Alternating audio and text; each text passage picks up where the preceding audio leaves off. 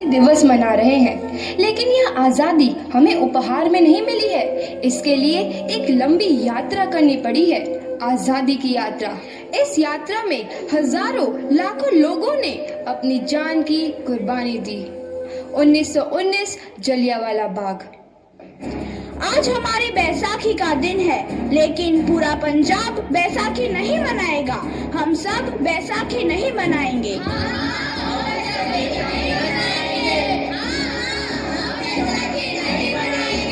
जब तक हम अंग्रेजों को भारत से बाहर नहीं निकाल देते, पूरा पंजाब बैसाखी नहीं मनाएगा। अच्छा, तो तुम सब हमारा विरोध करता है। भाग जाओ यहाँ से, इसका अंजाम बहुत ही बुरा होगा। हम नहीं जाएंगे, तुम लोग जाओगे। हमें नहीं, तुमको भारत से भागना होगा। Soldiers, fire!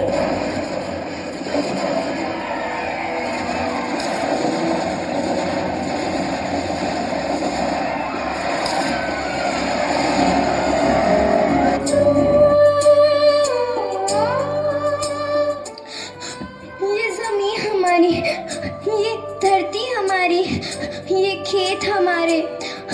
अभी थोड़ी देर पहले हमारी ये फसलें लहरा रही थी, पर इन अंग्रेजों ने हमारी फसलें बर्बाद कर दी।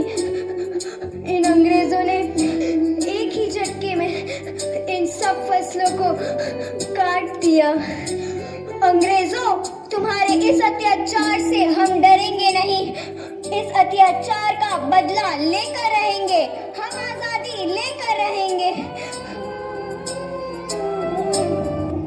जलियांवाला बाग हर हिंदुस्तानी की आंख नम कर गया।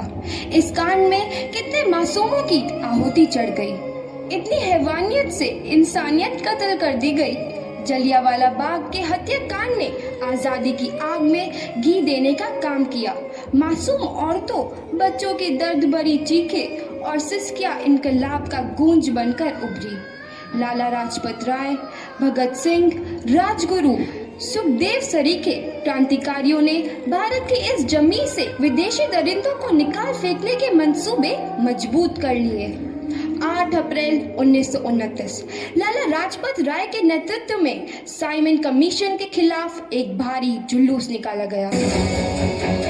Simon commission, Simon commission, Simon commission, Simon commission, Simon commission, Simon commission, Simon commission, Simon commission, Simon commission.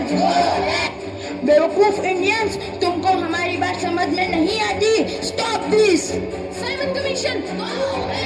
नहीं मानता। आई से स्टॉप दिस। लाला जी, आप आगे बढ़ो, हम आपके साथ हैं। लाला जी, संघर्ष करो, हम आपके साथ हैं। लाला जी, संघर्ष करो, हम आपके साथ हैं। लाठी चार्ज करो!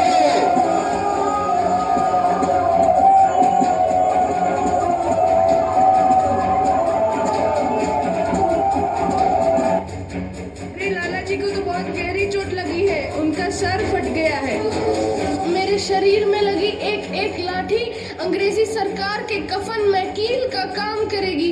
ये आजादी की लड़ाई रुकनी नहीं चाहिए। ये जिम्मेदारी मैं तुम सबको सौंप कर जा रहा हूँ। लाला लाजपत राय की दर्दनाक मौत के बाद भगत सिंह, सुखदेव, राजगुरु वतन के इन मतवालों के खून में ऐसा उबाल आया जिसका सामना करना अंग्रेजी सरकार के लिए मुश्किल हो गया। अंग्रेजों को करारा जवाब देने के लिए स्कॉट और सैंडर्स को मारने की रूपरेखा रची गई।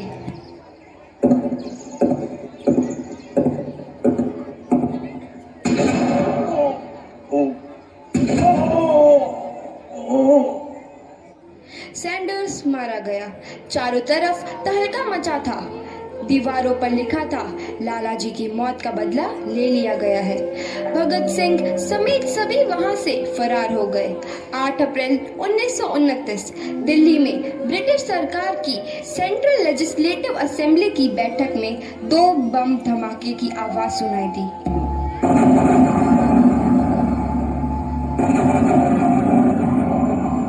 इन धमाकों ने अंग्रेजी हुकूमत को हिलाकर रख दिया।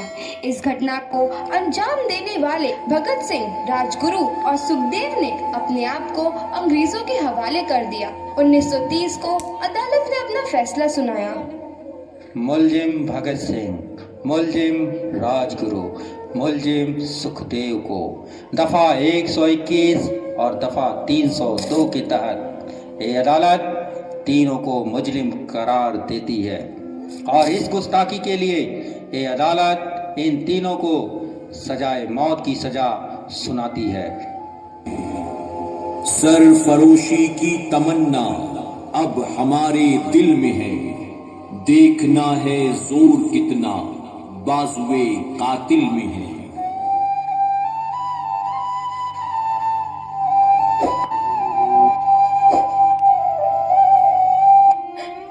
पुत्र की हाल है तेरा। मैं चंगा हूँ माँ, फिक्र करने की कोई गल नहीं। पुत्र, मेरा दिल तेरी तरह पत्थर दिल नहीं होगा। तेरी ये गला सुन के मेरा कलेजा फटे जा रहा है। माँ, मेरा दिल कोई पत्थर जैसा नहीं है, एक वतन परस्त का दिल है जो मेरे देश प्रेम के जज्बे को ताकत देता है। बेटा, मेरा लाल। माँ, आज मेरी तपस्या पूरी होने जा रही है। जे तू रोई तो मैनू तकलीफ होइया। सोच, तेरा पुत्र आज शादी करने वास्ते जा रहा है। फर्क केवल इतना है, वो घोड़ी पर नहीं फांसी पर चढ़ने वास्ते जा रहा है। आज तू क्रांतिकारी की माँ है, कल तू एक शहीद की माँ होगी। माँ, पुत्र भगत, तू इतनी छोटी उम्र में हम सबको छोड़ के चला जाएगा। तूने जिंदगी में देखा ही क्या है पुत्र? मैंने अपनी माँ देखी है, जिसने मुझे एक ही बात बताई है कि बेटे, अपने देश के लिए एक बार मरना 100 बार जन्म लेने के बराबर होता है। अच्छा माँ, अब आशीर्वाद दे, आखिरी बार विदाई लेने का समय आ गया है। भगत, मेरे लाल।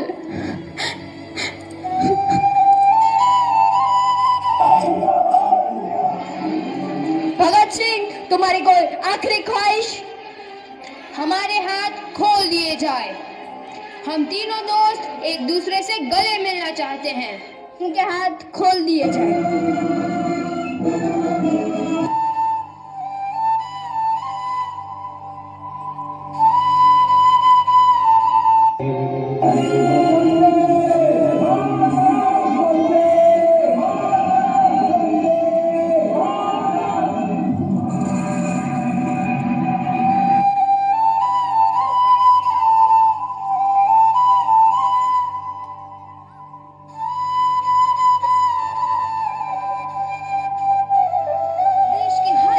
जवान के मन में आजादी की नई उमंग हिलोरे लेने लगी। अंग्रेजों भारत छोड़ो का नारा जोर पकड़ रहा था। सबने एक आजाद भारत का सपना देखना आरंभ कर दिया था।